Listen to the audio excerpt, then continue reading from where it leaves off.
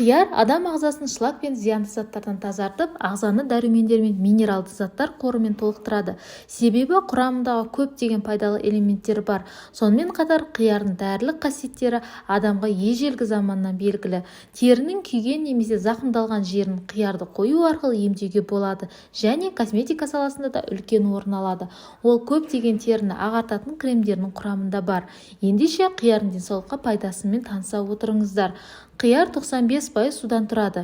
Сонымен қатар құрамында ақуыз, аз мөлшерде көмірсу, глюкоза, крахмал, фруктоза және В және С тобындағы дәрумендер, калий, фосфор, кальций, магний және басқа да микроэлементтер мен асқазан қорытуын жақсартатын органикалық қышқылдар бар.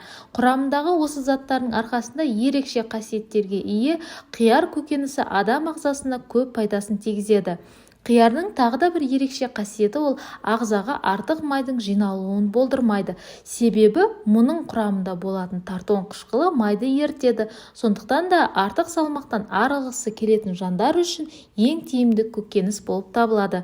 Сонымен қатар бұл оңай, нәтижелі әрі пайдалы және зиянсыз екенін ұмытпағанымыз жөн. Алайда арықтау үшін қияр диетасын бір апта ұстаған жөн. Қиярдың ерекше қасиеттерін айта өтетін болсақ, асқазанның қорытуын жақсартып, ішекте тұрған астың жылжуын тездетеді. Сондықтан да іш қатып, асқазаныңыздың қорытылуы нашарласа, қияр диетасы сізге жақсы көмектеседі. Буын қабынуын, артрит емдеуге ең жақсы дәрі.